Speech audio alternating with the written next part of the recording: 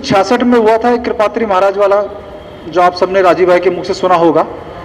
तो उसके विषय में हमको एक बहुत ऐसी जानकारी मिली कि हमारे साथ ये डेमोक्रेसी होने के कारण एक बहुत बड़ा खेल खेल लिया गया कि संसद के चारों तरफ जो लगभग 2.5-3 लाख लोगों ने संसद का घेराव किया था शांतिपूर्ण तरीके से, 5,000 लोगों को मार दिया गया, लेकिन किसी को खबर नहीं लगने दी गई। पुष्पेंद्र कुलश्रेष्ठ करके एक व्यक्ति है, बहुत ज्ञानी, अच्छे, बढ़िया व्यक्ति हैं, बहुत अच्छे वक्ता हैं। वो एक मनमोहन शर्मा, उनका इंटरव्यू लिया था, कोई बूढ़े पत्रकार हैं। तो जब वो बता रहे थे मुझे, हमारे मित्र हैं यहाँ पर आए हुए हैं, कहाँ है अनिल भाई? अनिल भाई हमारे मुंबई के फिल्म मेकर हैं, फिल्म बनाते हैं। ये अभी एक स्क्रिप्ट लिखी है इन्होंने गौरक्षकों के ऊपर, तो पूरी बॉलीवुड की एक फिल्म बनाना चाहते हैं जिसमें गौरक्षकों का भी एक बड़ा सुंदर, एक बहुत बढ़िया स्क्रिप्ट 3-4 बार के ड्राफ्ट के बाद हमारे साथ डिस्कशन करने के बाद इन्होंने बनाई है। तो ये मुंबई से विशेष रूप से आए हैं हमारे लिए, और उसके लिए जो है ढूंढ रहे हैं कि देश में कौन लोग, इसमें सात्विक लोगों का ही पैसा लगे इस फिल्म में। जो फिल्मी प्रोड्यूसर है वो तो आइटम सॉन्ग डलवा देंगे, कोई उनका भरोसा नहीं है। तो ऐसे लोगों का पैसा लगे जो वास्तविक में गाय का संदेश एक एंटरटेनमेंट के साथ पहुंचे, लेकिन हार्ड हिटिंग हो। जैसे केसरी फिल्म अभी आई, देखिए केसरी फिल्म आपने, कि उन्होंने संदेश दे दिया जो देना था, लेकिन एंटरटेनमेंट के साथ। तो ऐसे इन्होंने मुझे इस बारे में बताया। ये रिसर्च 1.5-2 साल से कर रहे हैं, गोरक्षकों से पूरे देश में मिलना, उनसे उनकी कहानियां सुनना, उसको फिर अपनी कहानी में ढालना, ये बहुत प्रयास कर रहे हैं। तो इन्होंने ही मुझे बताया इस इंटरव्यू के बारे में। जब मैं सुन रहा था तो मेरे रोंगटे खड़े हुए कि देखो इस डेमोक्रेसी की आड़ में ये कितना बड़ा खेल एक राजनीतिक पार्टी ने, कांग्रेस ने कर दिया। तो हमें अब ये देखना है कि जो गोरक्षकों के ऊपर खुलेआम गोलियां चलाई जिन्होंने, 5,000 लोग, वो ये कहता है कि जब मैं संसद के वहां से रिपोर्टिंग करने निकला कि जो लाशें बिछी हुई थी, हड्डियों के अंदर का मज्जा बिखरा हुआ है लोगों का, 375 लाशें तो उन्होंने केवल एक हॉस्पिटल में गिनी, जिसमें बच्चे भी थे, औरतें भी थी। तो 375 लाशें जब उन्होंने गिनी तो उन्होंने कहा कि बाकी और भी हॉस्पिटल्स में कितने लोग थे उसकी कोई गिनती नहीं। और कितने ही लोगों को मैंने सुना था किसी से कि जो ये तुगलकाबाद का किला है वहां पे ढेर के ढेर लगाकर जला दिया गया। तो इतना बीभत्स कार्य जो सरकार ने, जिस सरकार ने किया, मैं कहता हूं कि चाहे कोई भी सरकार आए, लेकिन वो नहीं आने चाहिए, वो नहीं आने चाहिए। क्यों? बाबरी मस्जिद ढहने के बाद भी जो कई लाख मुसलमानों ने प्रदर्शन किया संसद के पास, उनको कुछ नहीं कहा गया। लेकिन क्या आरोप लगाया गया कि इन लोगों ने, जो ये गौरक्षक थे, साधु संत थे, इन्होंने आग लगाई बहुत जगह पर।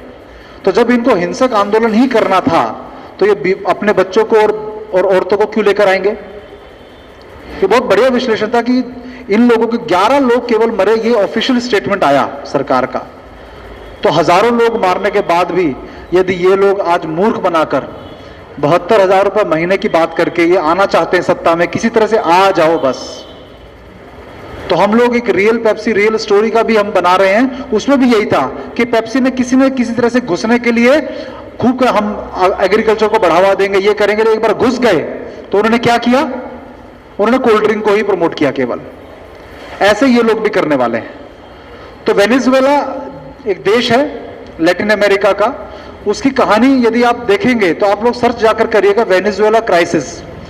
वेनेजुएला पता है, सुना है? हाँ, वेनेजुएला क्राइसिस यदि आप पढ़ेंगे, उसमें ये कांग्रेस सरकार जैसे ही जो है एक उन्होंने व्यवस्था वहां बना दी, जिसके कारण पूरा देश जो है वो बर्बाद हो गया। आज पूरा देश आज पूरा का पूरा बिखरने की कगार पे है। क्यों? क्योंकि वहां की सरकार ने लोगों को बिना काम करे पैसे उपलब्ध कराने की जो है वो मुहिम चलाई हुई थी। 1999 में ये शुरू हुआ था। 2013 तक जब जो व्यक्ति राज कर रहा था उस देश पे, जब तक उसकी डेथ नहीं हो गई, उन्होंने तेल के मूल्य, किस्मत थी उसकी कि तेल के मूल्य बढ़ गए। जब 1999 में वो सत्ता में आया तो किस्मत अच्छी थी उसकी कि उस तेल के मूल्य जैसे ही बढ़े तो पूरी दुनिया में सबसे ज्यादा तेल के रिजर्व वेनेजुएला के पास हैं। तो उनके पूरी दुनिया से इतना पैसा उनके पास आ गया कि देश में रोजगारी कम दिखाने के नाम पर, कि भाई हमने, मेरे राज में देश में रोजगार बढ़ गया है, बेरोजगारी कम हो गई है। उसने क्या किया, जैसे हमारे ओएनजीसी है ना, ओएनजीसी ऐसे कंपनी थी उनकी। ओएनजीसी की कंपनी में जो सरकार के पास पैसा था, उसके जरिए देश के लोगों को बिना काम किए नौकरी पे मतलब तनख्वाह देना शुरू कर दिया। आप घर बैठे हो और खूब मोटा पैसा आपके घर आ रहा है, आप काम करोगे? कभी नहीं करोगे। 1999 से 2013 तक यही हुआ। तो क्या हुआ, जब वो 2013 में वो जो व्यक्ति था जो राज कर रहा था, तो नाम मुझे याद नहीं है, वो मर गया, तो जो अगला व्यक्ति राज करने आया उसके सर दर्द हो गया। क्यों? क्योंकि जैसे उसका राज आया तो तेल की कीमतें, उसकी किस्मत खराब थी, कम हो गई, तो देश के पास जो पैसा था वो खत्म होने लगा, तो वो लोगों को पैसा देने में असमर्थ रहा, तो लोग क्या सोचेंगे, यार वही वाला अच्छा था जो पिछला था। तो उन्होंने क्या किया, प्रदर्शन करना शुरू कर दिया इसके विरुद्ध। और राजनीतिक पार्टियों ने क्या किया कि इनके विरुद्ध जो प्रदर्शनकारियों का साथ देने लगी जो उसकी ऑपोजिशन में थी। तो अब उसी द्वंद्व में पूरा पूरा देश ऐसा हाल हो गया कि 25 लाख रुपए की वहां लोकल जो करेंसी है उनकी 25 लाख की एक कप कॉफी मिलती है। 25 लाख रुपए। वहां के लोग अपने बच्चों को जो सड़ा हुआ मांस है ना, उसकी चर्बी खिलाने को सस्ते मिलती है, वो खिलाने को मजबूर है। और मुझे याद है वेनेजुएला की जो सुंदरियां थी, उनको मिस वर्ल्ड, मिस का खिताब मिलता था, वो सब चला गया। वहां आप लोग पानी को भी तरस रहे हैं, भोजन को तरस रहे हैं। ऐसा देश, ऐसी पीढ़ी हमने नहीं बनानी है। तो जो लोग ऐसे अनरियलिस्टिक जो है हमको घोषणा पत्र में दे रहे हैं, कश्मीर का इशू बहुत सारे, उन लोगों को तो बिल्कुल वोट नहीं देना, भले किसी को दीजिए। मैं ही नहीं कहता इस पार्टी को दो, लेकिन किसी को भी दीजिए, उसको मत देना।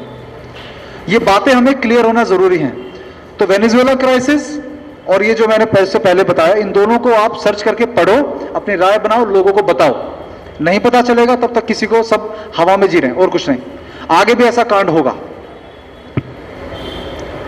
हम जाएंगे कृष्णायन गोरक्षाशाला के अमृतानंद बाबा जी हमारे बीच में हैं। अरे बाबा, अब सभी अपने स्थान पर बैठे, बाद में सबको चरण स्पर्श का मौका मिलेगा जी। तो आप सबको जैसा ज्ञात होगा कि रोहिणी में 108 कुंडी महायज्ञ हो रहा है। तो आप सभी को मैं ये बताना चाहूंगा कि वो 108 कुंडी यज्ञ जो है वो 23 मार्च को शुरू हुआ। 12 दिन हम लोग वहां पर रहे, परिवार के साथ रहे और यज्ञ में सम्मिलित हुए। हजारों लोगों ने उसका लाभ लिया। हमें आशा नहीं थी कि दिल्ली के इतने लोग यज्ञ के लिए आ जाएंगे, लेकिन रविवार के दिन तो पैर रखने की जगह नहीं मिली, इतना अच्छा वहां आयोजन हुआ। और अब 2 अप्रैल को वो समाप्त होना था, पूर्ण होना था, समाप्त नहीं, लेकिन उसको बढ़ा दिया गया 12 अप्रैल तक। रामनवमी के दिन उसकी पूर्ण आहुति होनी है। आप लोग जो यहाँ दिल्ली में हैं अभी, अगर शाम को कार्यक्रम समाप्त होने के बाद यदि आप जाना चाहें, रोहिणी वेस्ट मेट्रो स्टेशन है, वहां जाकर आप शाम को भोजन प्रसाद भी पा सकते हैं वहां। और वहां का जो पूरा व्यवस्था है, किस तरह से वहां पूरा व्यवस्था, कुंड बनाए गए हैं 108, वो सब आप चाहे तो देख सकते हैं। शाम को भजन संध्या का भी कार्यक्रम होता है, उसमें भी आप आनंद ले सकते हैं। तो जो लोग यहाँ हैं वो जरूर जाएं। तो ये कृष्णायन गोरक्षाशाला के जो संत हैं, गुरुदेव हैं, उनकी कृपा से इतना सुंदर वहां पर कार्यक्रम हुआ। हमें तो आशा नहीं थी कि दिल्ली में ऐसा कार्यक्रम हो सकता है। तो हम चाहेंगे कि सब इस कार्य के लिए कृष्णायन गोरक्षाशाला के लिए एक जोरदार ताली बजाएं।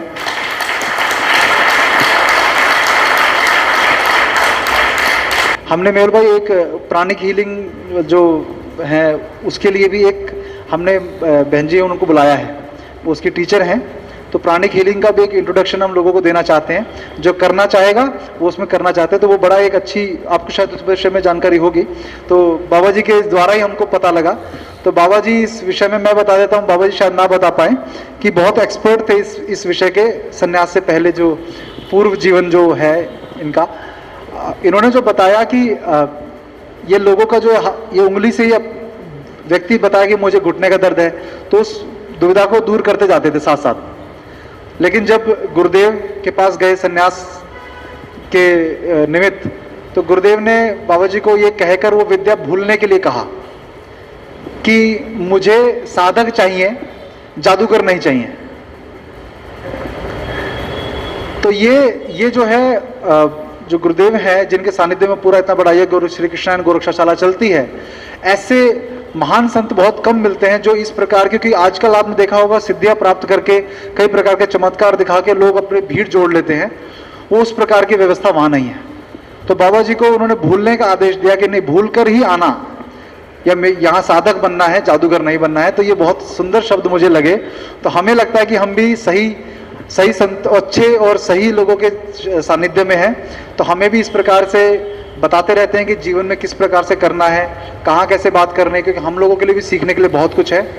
तो इसके लिए बाजी मैं बहुत बहुत धन्यवाद देना चाहूँगा कि आपने ऐसी व्यवस्था से हमारा परिचय कराया।